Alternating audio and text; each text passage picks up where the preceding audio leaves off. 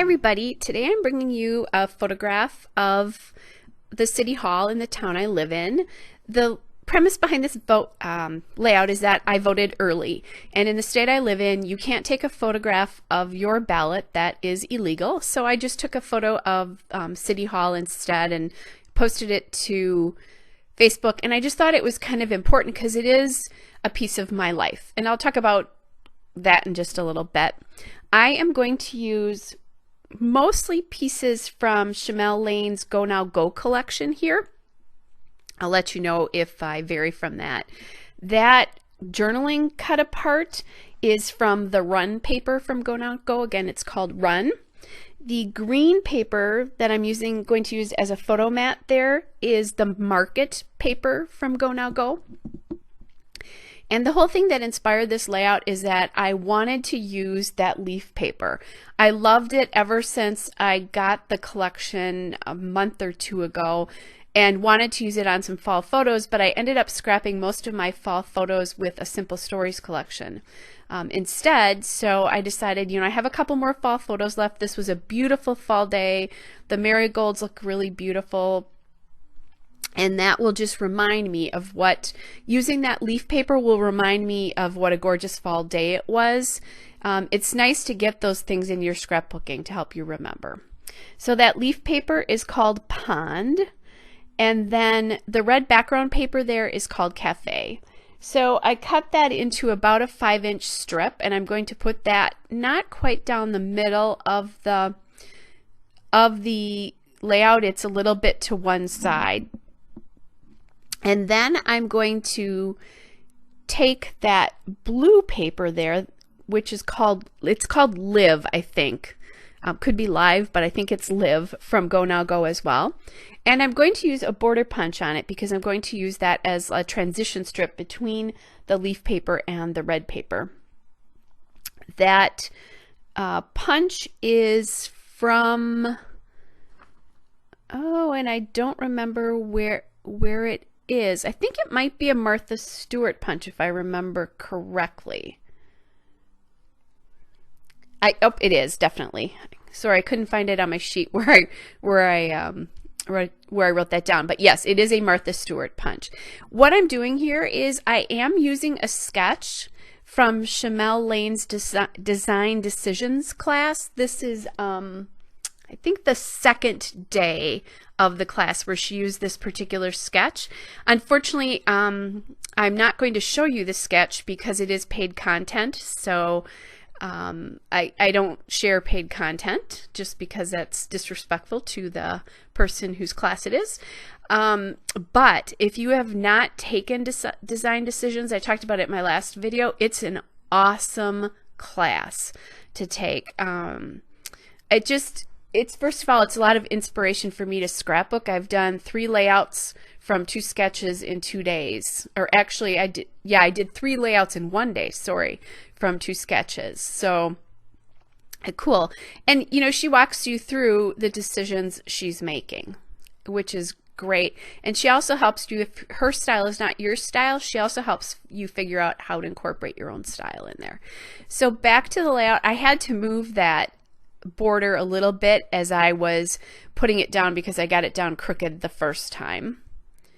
So I'm going to get my ATG, use my ATG there to get the border strip down, and I'm being mindful. I want the matted photo and journaling block to cross over both papers there. So I want it to go over them so that it's touching the red on both sides, I guess is the best way to explain that. That will help really unify everything. That and the fact that I've inked everything in Tim Holt's vintage photo distress ink will help unify everything as well. Now I'm looking for pieces to put on the layout, and I'm going to the chipboard pack from Go Now Go, and I found this globe, and the globe says shake up the ordinary, which definitely was the theme from this past presidential election. So I thought that was fitting. I think it didn't matter which candidate you were before, I think everybody was talking about shaking up the status quo to some extent. So anyway, no political posts here. I've decided that I want some kind of circle to back that chipboard on, and I'm going in and I'm pulling out my doilies that are craft colored just to see, and I quickly decide those large doilies, the holes are just too big. These are some burlap doilies that I got at Hobby Lobby. They're part of their mixed media collection. So they're from the Paper Studio. It's the mixed media collection, and they're 4-inch burlap doilies. Now I am going to try out these reflections doilies from Michaels. Those are also 4-inch doilies, but they're a little bit too light for my liking for this particular layout. The tones of brown in, there's acorns in here, tend to be just a little bit darker. They're a little bit yellow as well for the tone of brown that's in here. And I could have used them. It would have been fine. But since I had the burlap, I'm going to go back to it. I'm going to sit with these just lighter craft colors for a while and not, I'm not going to do it in the end. So I am going through the ephemera pack right now for Go Now Go, and just trying to decide what pieces I might want to use.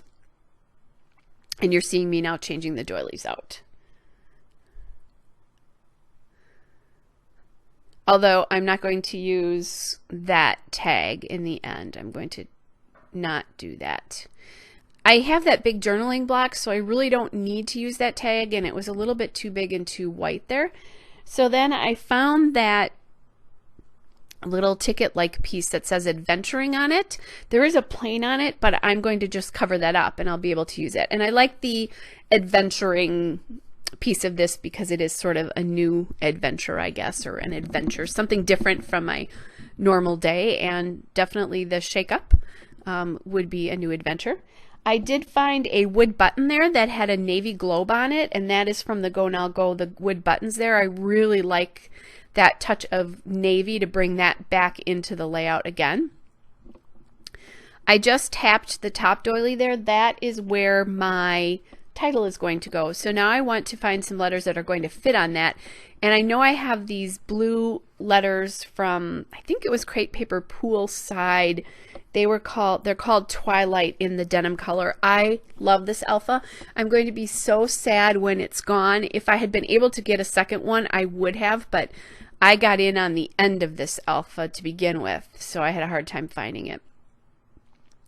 So I'm going to just call this early voter, make it really simple. I don't have an R though, so I will MacGyver one together with a P, just making sure that I like the placement of that.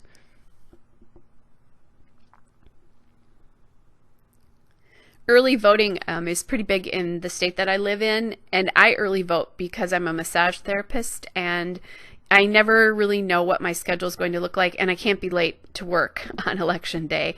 And I often will work later, so I can't necessarily, you know, sometimes I do, sometimes I don't, but I can't necessarily be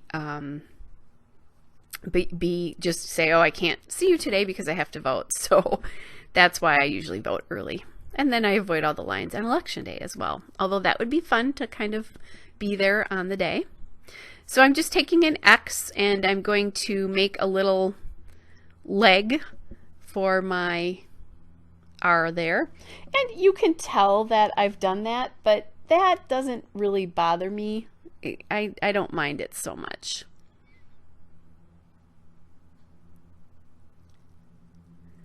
And now I'm going to, now that I have that down, I'm going to put together that other cluster. I'm not quite sure why I went back to that because I know I need to use the word early, but I think I'm just thinking about getting some of the main elements down. I want to do some type of cluster as well with the voter piece with the title up there, but I'm not sure what I'm going to use there.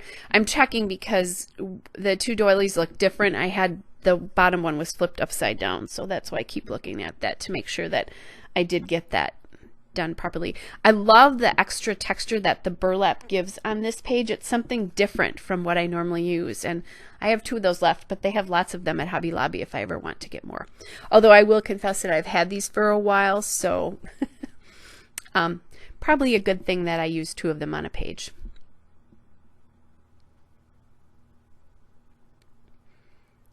And it is a little bit harder to get things to stick to this. So the ATG does stick. I might go back because parts of those are lifting off. So I'll probably go back in that little ticket and I'm going to put that noted arrow in there, are both lifting off a little bit. So I think I'll use my Sketch Quick Dry and get those down. So now I haven't quite finished that bottom cluster yet, but I remembered that I had these jelly bean soup letters and thought that they would work really well, that the size would be perfect for this, and they are, and I happen to have all the letters.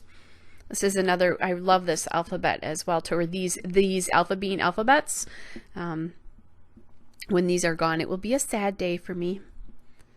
And I've used them a ton. I have had at least 2 sheets of most of the colors of these. I'm just using my Cutter Bee tweezers there just to get those letters down and positioned. And they seem to be sticking to the burlap pretty well. They're not lifting off, so I'm really happy about that.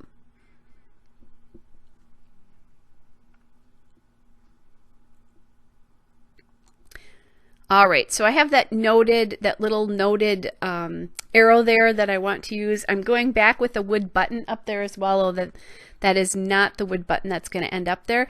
I think I want some sort of circular element there. There's a globe, and it's kind of cool because it's almost 3-dimensional. And I was thinking about putting it behind it, but it was a little bit too distracting. All that color up there. I looked at that flower, but it's just too bright up there as well. And then I'm trying out a couple of different buttons up there. And as I'm doing that, I see the noted arrow and think, oh, that would be kind of a nice piece to go into this cluster on the bottom, which is where I started out with it to begin with. And that's what I'm going to end up doing.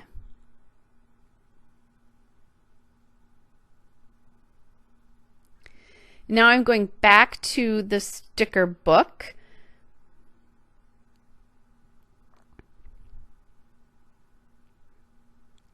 I think I forgot to tell you, by the way, that the color for the Jelly Bean Soup Alpha Beans is Roma Red.